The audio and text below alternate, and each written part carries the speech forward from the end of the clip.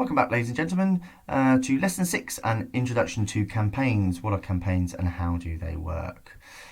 So a bit of a do now task. I want you to watch the Age UK version of Man on the Moon and try to answer the following points supported with evidence, right? How does it target audience differ from the John Lewis advert?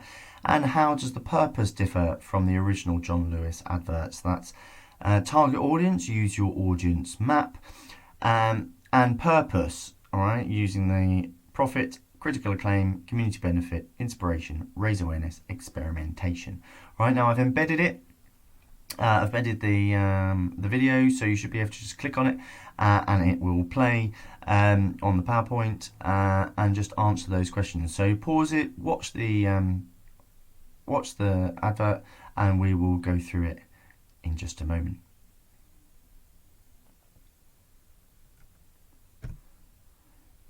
So learning outcome, to understand what a campaign is and how they target audiences. So learning objectives, must be able to understand the difference between traditional campaigns and modern campaigns. Should be able to identify the target audiences for both products of a campaign, and you could be able to support your understanding with evidence by analysing and researching into different campaigns. This links to Learning Aim A, as all of the lessons so far have done so, and it's about analysing products from past and present through the 3 different sectors and understanding how they engage the audiences. So if we look at the Do Now task and the advert produced by Age UK, what we have here is an establishing shot, first of all, of an old man sitting alone in a rundown shack, right? And the music automatically plays of Half a World Away. And then we have a POV shot of the Earth. Now this creates an automatic link between the John Lewis advert and the Christmas advert. You think about the soundtrack is the same. You can see that the main protagonist is the same, and they are using similar shots. So it's automatically targeting the audience to link the 2 products. But we see him playing games, all right? So we don't see the girl in this instance. We see the man playing games, and again we've got this reverse mid over the shoulder shot, which is used to reinforce the distance, so how far away he is from Earth, and the loneliness of that old man, which is reinforced by his stereotypical gestures. So we expect old people to be playing games stereotypically, and the fact that he's making a cup of tea for one really does reinforce his loneliness, and this positions the audience to identify with him. And this is reinforced with lots of long shots and reverse shots. So it's this continual aspect of pondering, wondering, waiting, feeling lonely. And that's really shown in his body language as well, which reinforces this emotional appeal in the audience. So once we've been positioned as an audience to identify with the man and how lonely he is, we have the voiceover of Dame Helen Mirren, all right, as the camera starts to pan out to reveal the advert, all right, and Helen Mirren is a spokesman and campaigner for Age UK, so it's a familiar voice. It's a familiar voice that we as an audience know because of star appeal, and that she is obviously a critically acclaimed actress. So even there you've got a kind of synergy going on between herself and Age UK. She's trying to raise the profile. And then what we have is the 4th wall being broken. Now that's when you sort of speak to the audience directly, usually done through characters, but there are other versions of breaking the 4th wall, which in this case is the director going, right, that's a wrap, everyone, and so everyone's starting to leave, whereby we're left with the image of the main protagonist sitting alone on the bench, which reinforces this element of even the crew have forgotten about old people. They've forgotten about the message that is behind it. So it leaves us with this message of show someone they're loved this Christmas, right? Please donate. So it's an emotional appeal, trying to get the audience to donate money, but also they're punctuating the message of the campaign by turning the lights off on the old man, sort of saying don't forget about them. No one deserves to feel like that. We've all got situations where we've felt left out, and that's what they're trying to appeal to. So when we think of it in terms of purpose, it's about community benefit and raising awareness.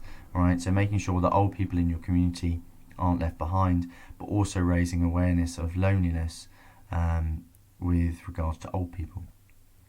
So answering those two questions, how does the target audience differ from John Lewis advert? Well, it's a mass audience appeal advert, so that's similar. It's generally older females. Target audience 30 to 100. You know, look at good old Tom raising that all that money for the NHS. So certainly not out of it at all. Helen Mirren is the voiceover, creating star appeal, role model, authority. And then it's encouraging active audiences, which we'll go through in a bit in the next lesson, to give. So it's encouraging them to give. This is mainly going to be focused at ABC1 categories. They've got higher disposable income than most, and therefore it wouldn't really affect them. But it also appeals to C2 and D, given the fact that everybody wants a bit of charity. And if you look at the moment, and the money that is being raised is astronomical, and the impact that it's having for the NHS. So goes to show that community and charities is fundamentally ingrained within the UK society. So they're trying to play on that.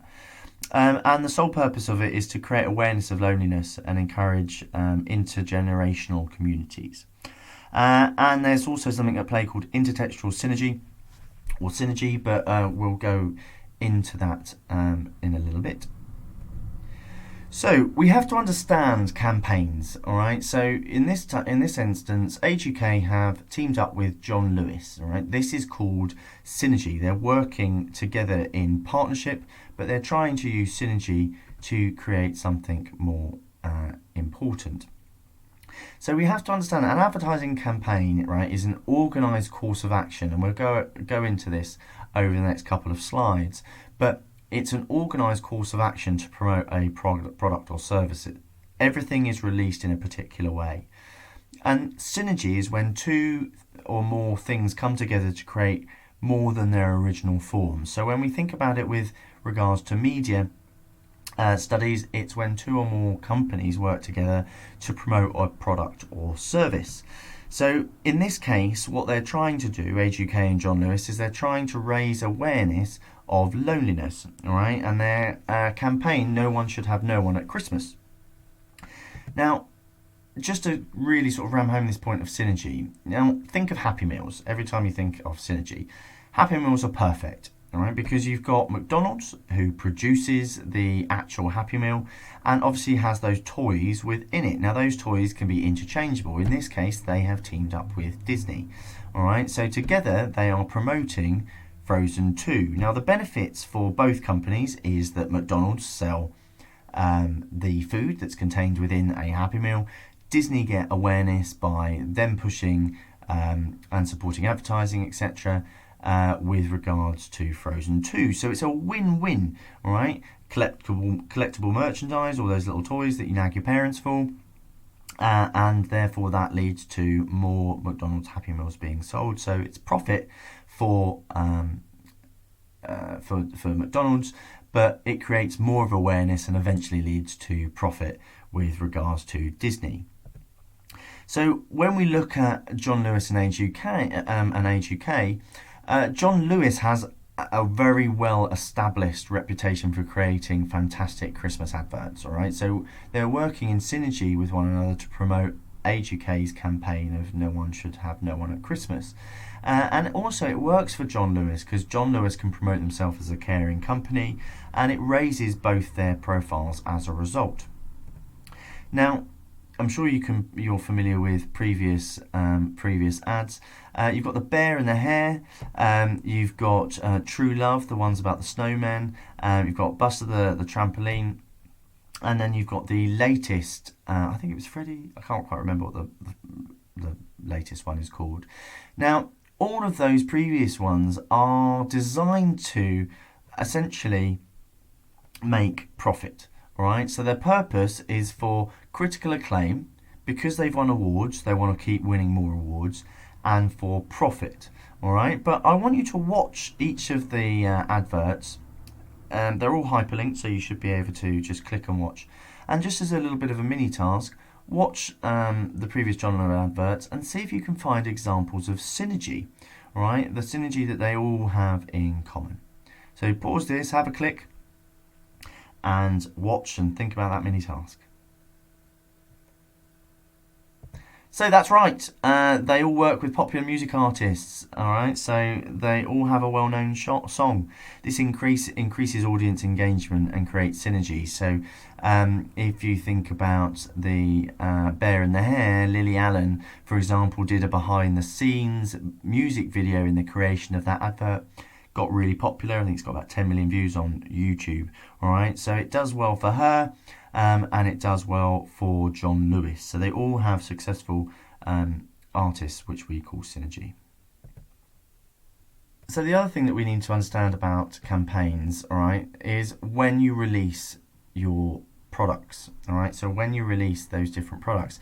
Now, with regards to John Lewis and Age UK, what they did is they made sure that they aired, broadcast the first ever advert in one of the ad breaks of Gogglebox on Channel 4, right? The advert was created by Adam and Eve and a company called DDB, all right? And that purposefully is to make sure that it sells merchandise. Now, there were some glow-in-the-dark pajamas, I believe. There were mugs, and what happens with those is the sales of them, sales from the merchandise, obviously goes back to Age UK directly. With obviously usually they focus on the profit of it goes back, so that John Lewis can have that price point. But when you, in terms of Age UK, all right, so John Lewis advert has got that one aspect. Age UK have created lots of different products. So for their campaign, No One Should Have Known at Christmas, there's the print advert. Now that print advert is different from the John Lewis advert, but it is still part of the same campaign. They've made it focused on being local, trying to focus where you can give your donations, who to contact, and who your local Age UK representative is. And in this case, it's Teesside, so it's all localised. Whereby the other billboard advert, all right, has got a link. It's got an intertextual link by using the man on the bench to not only their advert, but obviously the John Lewis advert as well. Now, this is designed to be put on motorways. It's designed to be put at junctions where people may read it, but it's small amounts of information that can be taken in quite quickly. But it also led as a campaign to lots of pop-up events. So this gentleman here, that was involved in a globe where people were walking around, and he was essentially the man in the moon. He's not the real man in the moon. He's not the actor, but essentially it's trying to create awareness as part of the campaign through different events. Now, it was an extremely successful campaign. All right, so it included TV, social media, local fundraising events like that bloke getting inside that dome, merchandise and donations. All right, now when we look at it, there are statistics that support it and support the success. So the campaign dramatically raises awareness of the issue of loneliness. All right, the TV ad achieved a 62% recall for Age UK. All right, so that meant that 62% of people surveyed were able to remember the advert, with 80% of those that saw the advert saying that they realised that loneliness was a problem. Right, so it really had an impact, and 76% saying it made them want to help older people who are alone. Right, so in terms of a campaign, it's highly successful. It essentially created a key cultural moment and generated over 700 pieces of PR. Now, PR are public relations, all right? So this is just good stuff that means that people are getting involved, all right? Public relations is essentially free press events, so it doesn't cost them any money, but essentially it still promotes the campaign, but it's not created by Age UK themselves. And therefore it reached 3.8 million people on social media. It got political support, 84 of MPs saying that they are aware of the campaign, and 68% supported it. Not quite sure why you wouldn't support loneliness, but and trying to feed it out. But it forced Downing Street to congratulate Age UK on the campaign, so it really was talked about. And it inspired over 12,000 people to inquire about becoming a volunteer. And all 45 John Lewis stores supported the event, Christmas event for the local Age UK branch. And so therefore, it was the first ever charity of the year vote, and helped to deliver over 2 million in income for Age UK. So a really, really successful campaign. Now, traditionally, when we think about campaigns, all right, they're very limited. And I mean traditional, I mean like if we go back into the past. So I'm looking at Doctor Who now, okay? Now, when they first launched Doctor Who, all right, they put a TV promo out, which you can click that and watch that. They used newspapers, all right, to review it. Magazines, so this magazine, for example, Titbits, targets more the female audience of Doctor Who. And of course they used TV listings, things like Radio Times. Bear in mind there wasn't very much in terms of products out there in 1963 when they launched Doctor Who. Alright, now what this works is that this would happen probably maybe 2 weeks prior to the programme being broadcast, all right? So it was first aired on the 23rd of November, all right? So it appeared in the newspapers of that week, it appeared in magazines of that week, it appeared in the Radio Times of that week, and the promo was running 2 weeks prior to the air date of Doctor Who.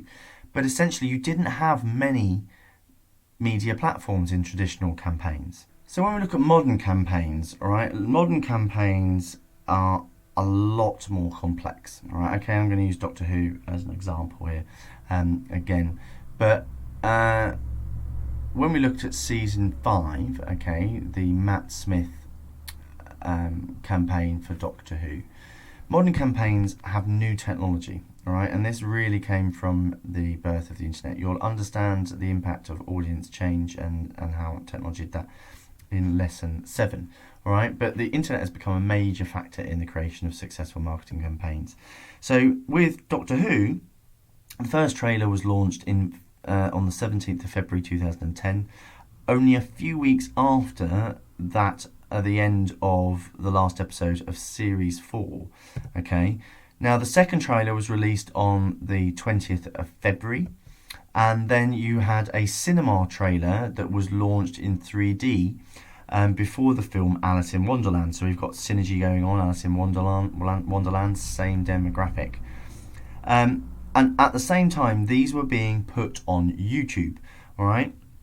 Now, the preview, for example, of Doctor Who got 1.7 million views, so it's a huge uptake. So not only are they using traditional forms of putting it on television, but they're also supporting it with interactive YouTube platforms. And this is also what was being done with regards to the websites. The website, Doctor Who website, started to get updated as well to include these previews so that people could watch it. Then the writer, Stephen Moffat, comes and appears on BBC Breakfast on the 19th of March to confirm that there is a start date on the 3rd of April. Okay? Now, they then release an extended trailer. Okay, so this means this is their 4th trailer, not a 3D trailer. This is not their teaser trailer. This is an extended trailer, and they do this on the 21st of March. So even in that space of a couple of months, we've now got not just one like in the traditional campaign, but we've got 4 audio-visual elements. Then we have a start of what is called press junkets. All right, now press junkets is an event to promote a media product. It could be a film, TV program, new album release, mainly done with films. And then the press are invited to that. And essentially, they're quite boring if you've ever gone to one. But you have like the main actors in every room. You might hire a hotel, and then it's just like a rotation of different journalists going into the room. But essentially that was started. Then they started the promotional tour. Now the promotional tour only lasted 2 days. All right, it started on the 29th of March, and it had Matt Smith and Gillian going around and promoting the episode around the country. All right, so this included Matt Smith's interviews. This was Matt Smith's interviews just only. All right, this is what Matt Smith did. He did an interview with The Guardian, The Radio Times, Telegraph. He was on Blue Peter, Doctor Who Confidential, Friday Night with Jonathan Ross, Graham Norton Show This Morning, and more. All right, so he managed to ram all of those interviews into that time period. All right, then we had fandom. All right, so we had the fandom website. So this is the Doctor Who fandom website. People talking about these interviews, sharing those interviews, all creating hype. All right. Then you had Radio Times coming out. So Radio Times wasn't just one element that they were producing. So one episode, they produced a series of front covers to promote Doctor Who and season 5. So then there were games, all right, so games being released on the BBC website that people could introduce and entertain. There was also a sticker collection, and then the first episode was screened in New York on the 31st of March 2010, all right, and this led up to the first broadcast of the 7th of June 2010. So all of this is a campaign, and the idea behind this is because you need to target an international audience, right? That's how it's changed. The BBC Doctor Who's got a following from when it was originally first created, and therefore you have this audience appeal that is international. So campaigns become much more complex, and you have to think about what the product is that they're appearing on. So for example, the Jonathan Ross show has a different demographic from BBC Breakfast. So because they're different demographics in terms of the target audience, what we have to do as media students is be able to look at a media product, see where it fits within the campaign, and see what the purpose of that was in targeting the audience. So all media products that are involved in a campaign are designed for a different purpose, all right? They're designed to target a primary and secondary audience, but this is just a fraction of what goes into modern day campaigns. But I hope it gives you an idea about how modern campaigns have changed. So traditional campaigns, all right, were limited to media products. The internet and digital technology hadn't been invented. And therefore, they had limited access to this, so it would also be extremely costly. They were limited to mainly publishing and audiovisual, so newspapers and magazines, radio and TV, and they relied more on demographics, so that audience map, and the sort of consumer habits of audiences and how they were quite stereotypical in fashion. I'll go into that in lesson 7, so the next lesson. Campaigns were much shorter in terms of timeline, all right? So literally maybe a week or two prior to the launch of something. Campaigns for products may last a bit longer, usually between 6 to 8 weeks, and they were limited in terms of synergy. However, there was a over-reliance on those publishing and audiovisual products. So when we compare them to modern campaigns have the benefit of digital technology, and they have and because of that, it's given birth to different forms and different platforms, extending out the possibility of targeting audiences specifically and more effectively. All sectors are now rich, so you've got YouTube that would fall under audiovisual. You've got publishing, which can also be interactive. So all of these platforms that span these different sectors all have more platforms, more elements, different things that can be produced to fit into a vast web of the campaign. All right, so they can become longer, more drawn out, get audiences talking about it even before it's been released. Game of Thrones were absolutely fantastic at doing this. And therefore, algorithms sort of expanded advertisers' abilities. So algorithms like Google and Amazon run. And so combined with demographics, they were able to create something called micro-targeting. All right, so micro-targeting was is basically when you use demographics and what audiences are collecting through products on the internet to specifically target them. Politicians of all varieties are very good at this. So what I want you to do is I want you to watch this short 60-second video, The History of Advertising, and I want you to note down, just as a mini task, because I've been going on for a lot now, which media sections, I want you to watch the video and note down in a short timeline what media sectors and mediums developed over time, making sure that you note down what the dates are. Okay, so I just want you to look through it, watch the video. It should be hyperlinked, so it'll just pop up, and make notes on how the history of advertising has changed or how advertising has changed. So pause the video and complete that task. So this is your main task, ladies and gentlemen. All right. What I want you to do is I want you to research into the NSPCC Be Share Aware campaign or the Age UK Old School campaign. And I want you to pick 3 different elements. It might be the TV advert, it might be the TV programme itself, it might be their print product, it might be their website element.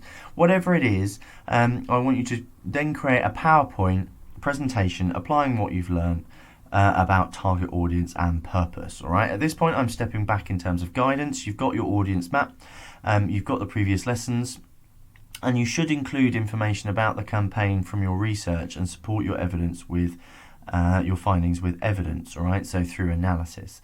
I'm stepping back, but can you please turn around and upload your PowerPoints to Teams or Show My Homework and the relevant folder on Teams, which will be lesson 6.